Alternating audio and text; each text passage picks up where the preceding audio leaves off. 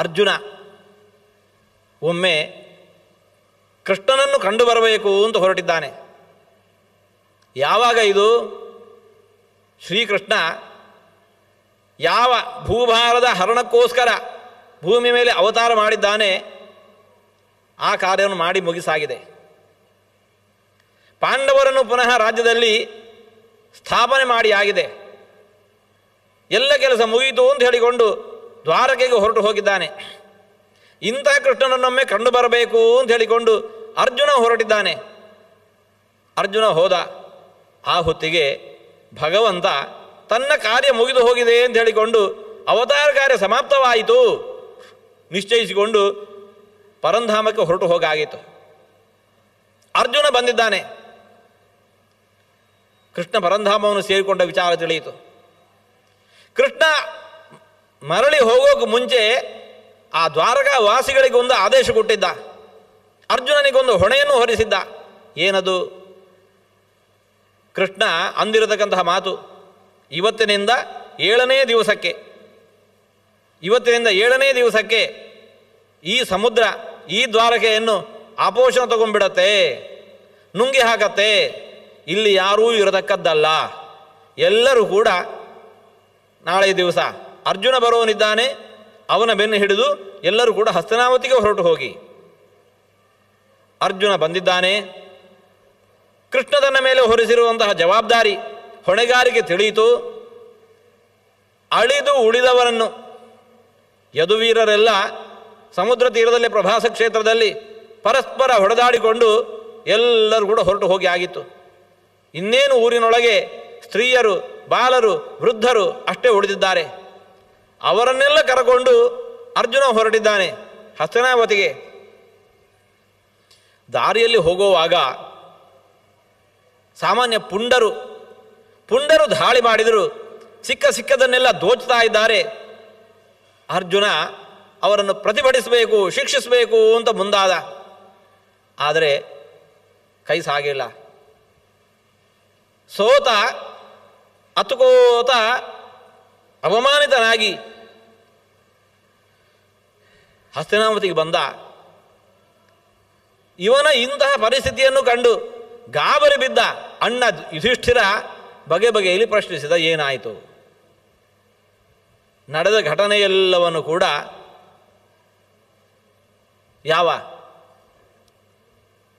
ಅರ್ಜುನ ಅಣ್ಣನ ಮುಂದೆ ನಿವೇದಿಸಿಕೊಂಡ. ಹೀಗೆ ಆಗೋಯಿತು. ಯುಧಿಷ್ಠಿರನಿಗೆ ಮತ್ತೆ ಪುನಃ ಆಶಂಕೆ. ಏನು ನಿನ್ನಲ್ಲಿ ಅಂತಹ ಪುಂಡರನ್ನು ಶಿಕ್ಷಿಸಲಿಕ್ಕೆ ಬೇಕಾಗಿರತಕ್ಕಂತಹ ಆಯುಧಗಳು, ಸಲಕರಣೆಗಳು ಇರಲಿಲ್ಲೇನು? ಅರ್ಜುನ ಅಂತ ಇದ್ದಾನೆ. ಯಾಕಿಲ್ಲ? ಏನಿಲ್ಲ, ಎಲ್ಲ ಇದ್ವು. ತದ್ವೈ ಧನು ತೈಷವ ಸರಥೋ ಹಯಾಸ್ತೆ ಸೋಹಂ ರಥೀ ನೃಪತಯೋ ಯತ ಆನಮಂತಿ. ಏನಿಲ್ಲ, ಅಂತಹದ್ದೇ ಧನುಸ್ಸು, ಅಂತಹದ್ದೇ ವೇಗವಾಗಿ ಓಡಬಲ್ಲಂತಹ ಬಾಣಗಳು, ಅಂತಹದ್ದೇ ರಥ, ಅಂತಹದ್ದೇ ಕುದುರೆಗಳು. ಏನಿಲ್ಲ, ಎಲ್ಲ ಇದ್ವು. ಅಷ್ಟೇ ಅಲ್ಲ, ಇವೆಲ್ಲಕ್ಕೂ ಮಿಗಿಲಾಗಿ ಆವತ್ತು ಅಂತಂದರೆ 18 ದಿವಸಗಳ ಕಾಲ ಯಾವ ಮಹಾಭಾರತ ಯುದ್ಧ ನಡೆಯಿತು, ಯಾವ ಯುದ್ಧದಲ್ಲಿ ಅತಿರಥ ಮಹಾರಥರನ್ನು ಎದುರಿಸಿದ್ದಾನೋ, ಅವರನ್ನೆಲ್ಲರನ್ನು ಎದುರಿಸಿಯೂ ಕೂಡ 18 ದಿವಸಗಳ ಕಾಲ ನಡೆದ ಯುದ್ಧದಲ್ಲಿ ವಿಜಯವನ್ನು ಸಂಪಾದನೆ ಮಾಡಿಕೊಂಡು ತನಗಿರತಕ್ಕಂತಹ ವಿಜಯ ಅನ್ನುವ ಹೆಸರನ್ನು ಸಾರ್ಥಕಪಡಿಸಿಕೊಂಡಿದ್ದಾನೋ, ಇವತ್ತು ಕೂಡ ಅವನ ಬಳಿ ಅವಷ್ಟೇ ಎಲ್ಲವೂ ಕೂಡ ಇದ್ದಾವೆ. ಅರ್ಜುನ ಅಂತ ಇದ್ದಾನೆ, ಅವೆಲ್ಲ ಇದ್ದಾವೆ. ಆದರೆ ಒಂದು ಮಾತು, ಒಬ್ಬ ಮಾತ್ರ ಇಲ್ಲ. ಆವತ್ತು ಮುಂಭಾಗದಲ್ಲಿ ಕೃಷ್ಣ ಇದ್ದ, ಇವತ್ತು ಮುಂಭಾಗದಲ್ಲಿ ಕೃಷ್ಣನೊಬ್ಬ ಇಲ್ಲ. ಎಲ್ಲ ಇದ್ದಾವೆ, ಮುಂಭಾಗದಲ್ಲಿ ಕೃಷ್ಣನೊಬ್ಬ ಇಲ್ಲ ಎಂಬ ಕಾರಣಕ್ಕೆ ಏನಾಯಿತು? ಸರ್ವಂ ಕ್ಷಣೇನ ತದಭೂದ ಸದೀಶರಿಕ್ತಂ. ಇದ್ದ ಎಲ್ಲವೂ ಕೂಡ ಇಲ್ಲದೇ ಇದ್ದ ಹಾಗೆ ಆಗೋಯಿತು. ಯಾಕೆ? ಈಶರಿಕ್ತಂ, ಭಗವಂತನೊಬ್ಬನೇ ಇಲ್ಲ. ಏನಾಯಿತು? ಭಸ್ಮನ್ ಹುತಂ, ಬೂದಿಯಲ್ಲಿ ಹೋಮ ಮಾಡಿದಂತಾಯಿತು. ಹೋಮ ಮಾಡಬೇಕು, ಹವಿಸ್ಸನ್ನು ಸಮರ್ಪಿಸಬೇಕು. ಎಲ್ಲಿ? ಅಗ್ನಿಂ ಪ್ರಜ್ವಲಿತಂ ವಂದೇ ಜಾತವೇದಂ ಹುತಾಶನಂ. ಪ್ರಜ್ವಲಿಸ್ತಾ ಇರತಕ್ಕಂತಹ ಅಗ್ನಿಯಲ್ಲಿ ಹವಿಸ್ಸನ್ನು ಸಮರ್ಪಿಸಬೇಕು. ಅದರ ಬದಲಾಗಿ ಅಗ್ನಿಯೆಲ್ಲ ಶಾಂತ ಆಗಿದೆ, ಬರಿದೆ ಬೂದಿ ಮಾತ್ರ ಉಳಿದಿದೆ. ಅಂತಹ ಹೊತ್ತಲ್ಲಿ ಹವಿಸ್ಸನ್ನು ಸಮರ್ಪಿಸಿದರೆ ಏನದರಿಂದ ಲಾಭ? ವ್ಯರ್ಥ. ಅದನ್ನೇ ಅನ್ನೋದು ಬೂದಿಯಲ್ಲಿ ಹೋಮ ಮಾಡಿದಂತಾಯಿತು ಅಂತ ಹೇಳಿಕೊಂಡು ಅರ್ಜುನ ಅಂತ ಇದ್ದಾನೆ, ಇವತ್ತು ನನ್ನ ಪ್ರಯತ್ನ ಹಾಗಾಗಿ ಹೋಯಿತು, ಬೂದಿಯಲ್ಲಿ ಹೋಮ ಮಾಡಿದಂತಾಯಿತು. ಹುಲುಸಾದ ಬೆಳೆಯನ್ನು ಪಡಿಬೇಕು ಅಂತಿದ್ರೆ ಬೀಜ ಬಿತ್ತಬೇಕು. ಎಲ್ಲಿ? ಹಸನಾದ ಭೂಮಿಯಲ್ಲಿ ಬೀಜ ಬಿತ್ತಿದರೆ ಹುಲುಸಾದ ಬೆಳೆಯನ್ನು ಪಡೆಯಬಹುದು. ಮರುಭೂಮಿಯಲ್ಲಿ ಹೋಗಿ ಬಿತ್ತಿದರೆ ಸುಡುವ ಬಿಸಿಲಿಗೆ ಬಿತ್ತದ ಬೀಜವು ಕರಡಿ ಹೋಗತ್ತಷ್ಟೇ, ಮೊಳಕೆಯೂ ಬರೋದಿಲ್ಲ. ಅರ್ಜುನ ಅಂತ ಇದ್ದಾನೆ, ಇವತ್ತು ನನ್ನ ಪ್ರಯತ್ನ ಹಾಗೆ ಮರುಭೂಮಿಯಲ್ಲಿ ಹೋಗಿ ಬೀಜ ಬಿತ್ತಿದಂತಾಯಿತು. ಯಾಕೆ? ಈಶರಿಕ್ತಂ, ಕೃಷ್ಣನೊಬ್ಬ ಇಲ್ಲ. ಅದೇ ಕೃಷ್ಣ ಇದ್ದಾಗ ಅರ್ಜುನ ಎದುರಿಸಿದ್ದು ಯಾರನ್ನು? ಅಂಥಿಂಥವರನ್ನಲ್ಲ, ಅತಿರಥ ಮಹಾರಥರನ್ನು. ಭೀಷ್ಮರು, ದ್ರೋಣಾಚಾರ್ಯರು, ಕೃಪಾಚಾರ್ಯರು, ಅಶ್ವತ್ಥಾಮರು, ಕರ್ಣ, ಶಲ್ಯ, ದುರ್ಯೋಧನ, ದುಶ್ಯಾಸನ, ಕರ್ಣ ಒಬ್ಬರಲ್ಲ ಇಬ್ಬರಲ್ಲ, ಎಂತೆಂಥ ಪರಾಕ್ರಮಿಗಳು. ಅವರನ್ನೆಲ್ಲ ಎದುರಿಸಿಯೂ ಅರ್ಜುನ ತನಗಿರತಕ್ಕಂತಹ ವಿಜಯ ಅನ್ನೋ ಹೆಸರನ್ನು ಸಾರ್ಥಕಪಡಿಸಿಕೊಂಡ. ಕೃಷ್ಣ ಇದ್ದಾಗ ಅವನು ವಿಜಯ, ಕೃಷ್ಣ ಜೊತೆಗಿಲ್ಲ ವಿಜಯ, ಜಯವನಲ್ಲಿಲ್ಲ. ಕೃಷ್ಣ ಜೊತೆಗಿದ್ದಾಗ ಪಾರ್ಥ ಏವ ಧನುರ್ಧರ, ಧನುರ್ಧಾರಿಗಳು ಅಂದರೆ ಯಾರು? ಧನುರ್ಧಾರಿಗಳು ಅಂದರೆ ಯಾರು ಲೆಕ್ಕ ಹಾಕೋಣ ಅಂತ ಹೊರಟ್ರೆ ಮೊತ್ತ ಮೊದಲಾಗಿ ಲೆಕ್ಕಕ್ಕೆ ಸಿಗುವವನು ಅರ್ಜುನ. ಮುಂದೆ ಮುಂದೆ ಇಲ್ಲ. ಇವನಿಗೆ ಸರಿಸಮನಾಗಿ ನಿಲ್ಲಬಲ್ಲಂತಹ ಇನ್ನೊಬ್ಬ ಬೆಲ್ಲಾಳು ಇಲ್ಲ ಎಂಬ ಕಾರಣಕ್ಕೆ ಪಾರ್ಥ ಏವ ಧನುರ್ಧರ, ಮುಂದೆ ಹೋಗಲೇ ಇಲ್ಲ. ಧನುರ್ಧಾರಿಗಳು ಅಂದರೆ ಅರ್ಜುನ. ಮೂರು ಲೋಕದ ಗಂಡು ಎಲ್ಲ ಹೌದು ಯಾವಾಗ ಕೃಷ್ಣ ಜೊತೆಯಲ್ಲಿ ಇದ್ದಾನೆ ಅಂತಂದರೆ. ಕೃಷ್ಣ ಜೊತೆಯಲ್ಲಿ ಇಲ್ಲ, ಸರ್ವಂ ಕ್ಷಣೇನ ತದಭೂತ್ ಅಸತ್ ಈಶರಿಕ್ತಂ ಭಸ್ಮನ್ ಹುತಂ ಕುಹಕರಾಬ್ಧಮಿಗೋಪ್ತ ಮೂಷ್ಯಾಂ. ಕೃಷ್ಣ ಜೊತೆಯಲ್ಲಿ ಇಲ್ಲ ಅಂದರೆ ಈ ಅವಸ್ಥಿತಿ. ಅದೇ ಕೃಷ್ಣ ಜೊತೆಯಲ್ಲಿ ಇದ್ದಾನೆ. ಯತ್ರ ಯೋಗೇಶ್ವರ ಕೃಷ್ಣ ಯತ್ರ ಪಾರ್ಥೋ ಧನುರ್ಧರ ತತ್ರ ಶ್ರೀ ವಿಜಯ ಭೂತಿ ಧ್ರುವಾನೀತಿರ್ಮತಿರ್ಮಮ. ಜೊತೆಯಲ್ಲಿ ಕೃಷ್ಣ ಇದ್ದಾನೆ ಅಂತಂದರೆ ತತ್ರ ಶ್ರೀ ಸಂಪತ್ತು, ತತ್ರ ವಿಜಯ, ತತ್ರ ಭೂತಿ, ಯಶಸ್ಸು, ಸಂಪತ್ತು, ಕೀರ್ತಿ ಎಲ್ಲ ಇದೆ.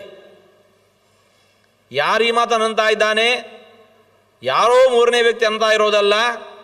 ಯಾರು ಮೂರು ಲೋಕದ ಅಧಿಪತಿಯಾದಂತಹ ಇಂದ್ರನೋ ಅವನೇ ಅರ್ಜುನನಾಗಿ ಬಂದವ. ಅಂಥ ಅರ್ಜುನನೇ ಜೊತೆಯಲ್ಲಿ ಭಗವಂತ ಇದ್ದಾನೆ ಅಂತಂದರೆ ನಾನು ಏನಾದರೂ, ಜೊತೆಯಲ್ಲಿ ಭಗವಂತ ಇಲ್ಲ ಅಂತಂದ್ರೆ ನಾನು ಏನೂ ಅಲ್ಲ ಅಂತ ಇದ್ದಾನೆ ಅಂತಂದರೆ ನಾವು ನೀವು ಒಮ್ಮೆ ಆತ್ಮವಿಮರ್ಶೆ ಮಾಡ್ಕೋಬೇಕು. ನಾವು ಎಷ್ಟರವರು, ಎಲ್ಲಿಯವರು? ಧ್ರುವ ಮಹಾರಾಜರು ಆ ಅನುಭವವನ್ನು, ತಮ್ಮ ಅನುಭವದ ಮಾತನ್ನು ಭಗವಂತನ ಮುಂದೆ ನಿವೇದಿಸಿಕೋತಾ ಇದ್ದಾರೆ. ಯೋಂತಃ ಪ್ರವಿಶ್ಯ ಮಮ ವಾಚಮಿಮಾಂ ಪ್ರಸುಪ್ತಾಂ ಸಂಜೀವಯತಿ ಅಖಿಲ ಶಕ್ತಿಧರ ಸ್ವಧಾಮನ ಅನ್ಯಾಂಶ್ಚ ಹಸ್ತ ಚರಣ ಶ್ರವಣ ತ್ವಗಾದೀನ್ ಪ್ರಾಣನ್ ನಮೋ ಭಗವತೆ ಪುರುಷಾಯ ತುಭ್ಯಂ. ಭಗವಂತ ನಿನಗೆ ನಮಸ್ಕಾರ. ಆ ಭಗವಂತನನ್ನು ನಮಸ್ಕರಿಸುವಾಗ ಭಗವಂತನೇ ನೆನೆಸ್ಕೋತಾ ಇದ್ದೇವೆ. ಭಗವಂತ ಹೀಗೆ ನಮ್ಮೊಳಗೆ ನಿಂತುಕೊಂಡು ನಮಗೆ ಮಾಡ್ತಾ ಇರತಕ್ಕಂಥ ಅನುಗ್ರಹವನ್ನು ಕ್ಷಣ ಕ್ಷಣಕ್ಕೂ ಚಿಂತಿಸ್ತಾ ಇರಬೇಕಂತೆ. ಶ್ರೀಮದ್ ಆಚಾರ್ಯರು ಅಂತ ಇದ್ದಾರೆ, ಈ ಚಿಂತನೆ ದೇವರ ಪೂಜೆ ಕುಳಿತಾಗ ಅಷ್ಟೇ ಅಲ್ಲ, ಮತ್ತೆ ಸಂತತಂ ಚಿಂತೆಯೇನಂತಂ. ನಾವೇನು ಮಾಡ್ತೇವೆ? ಭಗವಂತನ ಆರಾಧನೆ ಏನು ಹೇಳಿಕೊಂಡು ದಿವಸಕ್ಕೊಂದು ಅರ್ಧ ಗಂಟೆ ಮೀಸಲಿಡ್ತೇವೆ, 1 ಗಂಟೆ ಮೀಸಲಿಡ್ತೇವೆ.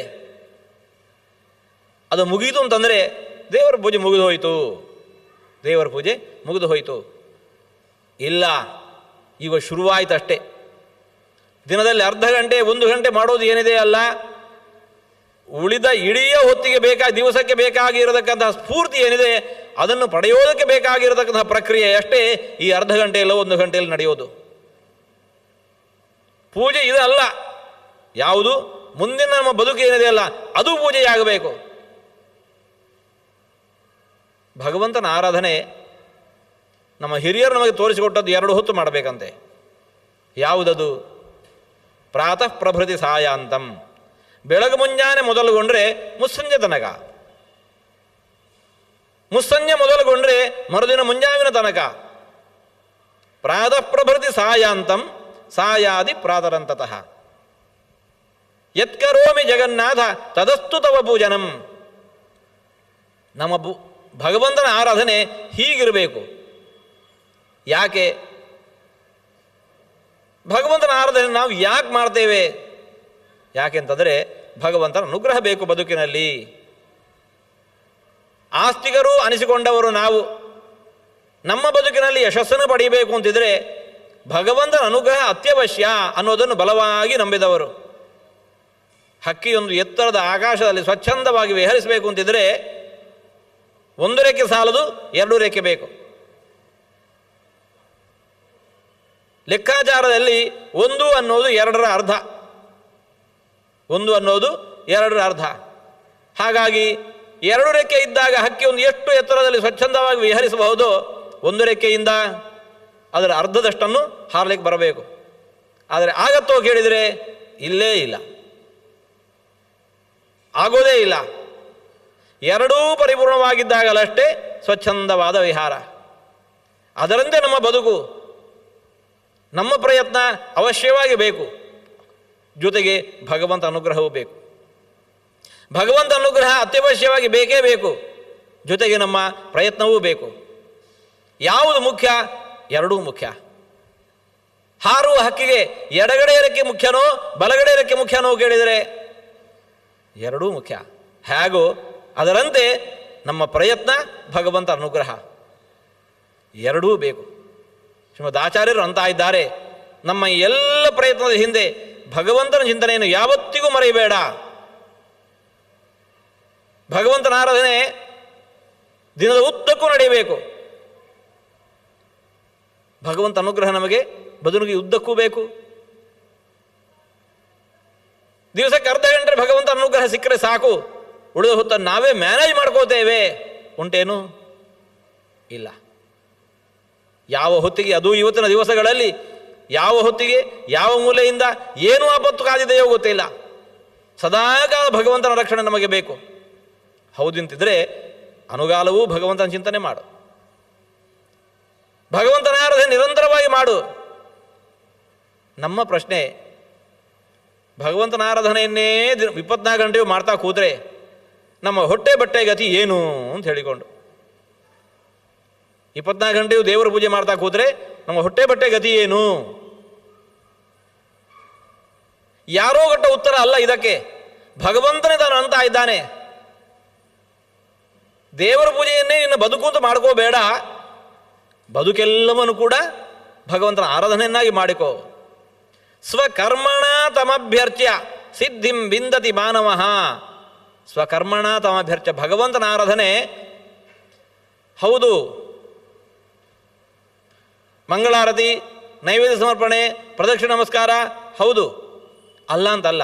ಆದರೆ ಅಷ್ಟಕ್ಕೆ ಮುಗಿಯೋದಿಲ್ಲ. ಸ್ವಕರ್ಮಣ ತಮಭ್ಯರ್ಚ್ಯ, ಭಗವಂತನ ಆರಾಧನೆ ವರ್ಣಾಶ್ರಮೋಚಿತವಾದ ಸ್ವವಿಹಿತವಾದ ಕರ್ತವ್ಯಗಳೇನಿದ್ದಾವಲ್ಲ ಅದರ ಅನುಷ್ಠಾನದ ಮೂಲಕ ನಡೆಯಬೇಕು. ಕೊನೆಗೆ ಇವತ್ತಿಗೆ ನಾವು ಬದುಕಿಗೋಸ್ಕರ ಆಯ್ದುಕೊಂಡಂತಹ ವೃತ್ತಿಯಾದರೂ ಸರಿ,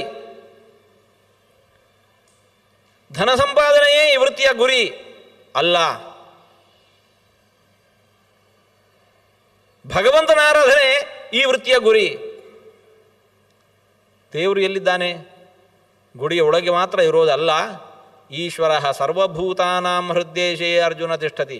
ಎಲ್ಲರ ಹೃದಯದ ಗುಹೆಯ ಒಳಗೆ ಭಗವಂತ ನೆಲೆಸಿದ್ದಾನೆ. ಅಲ್ಲಿ ಭಗವಂತನನ್ನು ಕಂಡು ಭಗವಂತನ ಆರಾಧನೆಯನ್ನು ಮಾಡಬೇಕು. ಹೇಗೆ? ಗುಡಿಯೊಳಗೆ ಭಗವಂತನ ಆರಾಧನೆ ಮಾಡಿ ನಮಗೆ ಗೊತ್ತು. ಎಲ್ಲರ ಹೃದಯದೊಳಗಿರುವ ಭಗವಂತನ ಆರಾಧನೆ ಬಗ್ಗೆ ಹೇಗೆ? ಅಲ್ಲಿಯೂ ಪ್ರದಕ್ಷಿಣೆ, ನಮಸ್ಕಾರ, ಮಂಗಳಾರತಿ ಅಲ್ಲ. ಸ್ವಕರ್ಮಣ ತಮಭ್ಯರ್ಚ್ಯ, ಈ ವೃತ್ತಿಯ ಮೂಲಕ ಆ ಎಲ್ಲರ ಹೃದಯದೊಳಗೆ ನೆಲೆಸಿರುವ ಭಗವಂತನ ಆರಾಧನೆಯನ್ನು ಮಾಡ್ತಾ ಇದ್ದೇನೆ ಅನ್ನುವ ಅನುಸಂಧಾನದೊಟ್ಟಿಗೆ ನಮ್ಮ ಬದುಕಿಗೋಸ್ಕರ ಆಯ್ದುಕೊಂಡ ವೃತ್ತಿಯೇ ಸರಿ, ಅದನ್ನಾದರೂ ನಿರ್ವಹಣೆ ಮಾಡಬೇಕು.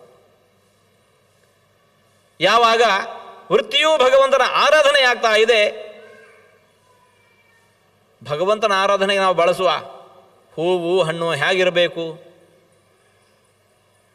ಸುವಾಸನೆ ಭರಿತವಾಗಿರತಕ್ಕಂಥ ಪುಷ್ಪ, ಪರಿಮಳ ಭರಿತವಾಗಿರತಕ್ಕಂಥ ಫಲ, ರಸಭರಿತವಾಗಿರತಕ್ಕಂತಹ ಹಣ್ಣು ಆಗಿರಬೇಕೇ ಹೊರತು ಕೊಳೆತು ನಾರುವ ಪುಷ್ಪ, ರಸವಿಲ್ಲದೆ ಇರತಕ್ಕಂತಹ ಸತ್ವ ಹೋಗಿರತಕ್ಕಂತಹ ಫಲ ದೇವರ ನೈವೇದ್ಯಕ್ಕೆ ಬರೋದಿಲ್ಲ, ಅದು ದೇವರ ಪೂಜನೆ ಆಗೋದಿಲ್ಲ. ಹಾಗೆ ನಮ್ಮ ಬದುಕೇ ಭಗವಂತನ ಆರಾಧನೆಯಾಗುವಾಗ ಅಲ್ಲಿ ನಾವು ಇಡುವಂತಹ ಪ್ರತಿಯೊಂದು ಹೆಜ್ಜೆಯೂ ಕೂಡ ಹಾಗೆ ಸುವಾಸನೆ ಭರಿತವಾಗಿರುವಂತಹ ಪುಷ್ಪವಾಗಿರಬೇಕು, ರಸಭರಿತವಾಗಿರತಕ್ಕಂತಹ ಹಣ್ಣಾಗಿರಬೇಕು. ಮೋಸ ಅವ್ಯವಹಾರ ವಂಚನೆಗಳಿಗಲ್ಲಿ ಎಡೆ ಇಲ್ಲ. ಆ ರೀತಿಯ ಬದುಕು ಆಗಬೇಕು ಅಂತಿದ್ರೆ ಆ ಭಗವಂತನ ಚಿಂತನೆ ಬೇಕು. ಹರಿಪಾದ ವಿನಮ್ರಧಿಯ ಸತತಂ, ಭಗವಂತನ ಚಿಂತನೆಯನ್ನು ಇಟ್ಟುಕೊಂಡು ನಾವು ಆ ರೀತಿ ನಡೆದೆವು ಅಂತಂದರೆ ನಾವು ಮಾಡಿದ್ದೆಲ್ಲ ಭಗವಂತನ ಆರಾಧನೆ ಆಗತ್ತೆ. ಪ್ರತಿಯೊಂದು ಕರ್ಮವನ್ನು ಮಾಡುವಾಗಲೂ ಕೂಡ ಭಗವಂತ ನನ್ನೊಳಗೆ ನಿಂತುಕೊಂಡು ಈ ರೀತಿಯ ಕರ್ಮ ಮಾಡಿಸ್ತಾ ಇದ್ದಾನೆ ಅನ್ನೋ ಎಚ್ಚರ ಇಟ್ಟುಕೊಂಡು ನಾವು ಮಾಡಿದೆವು ಅಂತಂದರೆ ಮಾಡಿದ್ದೆಲ್ಲ ದೇವರ ಪೂಜೆಯಾಗತ್ತೆ.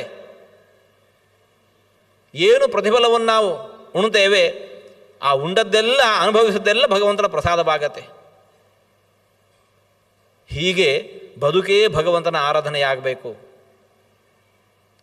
ನಾವೇನು ಮಾಡ್ತಾ ಇದ್ದೇವೆ? ಬದುಕಿನಲ್ಲಿ ಒಂದು ಭಗವಂತನ ಆರಾಧನೆ, ಅನೇಕ ಕರ್ತವ್ಯಗಳಿರ್ತಾವೆ, ಕೆಲಸಗಳಿರ್ತಾವೆ. ಆ ಎಲ್ಲ ಕೆಲಸದ ನಡುವೆ ದೇವರ ಪೂಜೆಯು ಕೂಡ ಒಂದು ಕೆಲಸ ಅಂತ ಮಾಡಿಕೊಂಡ್ಬಿಟ್ಟಿರ್ತೇವೆ.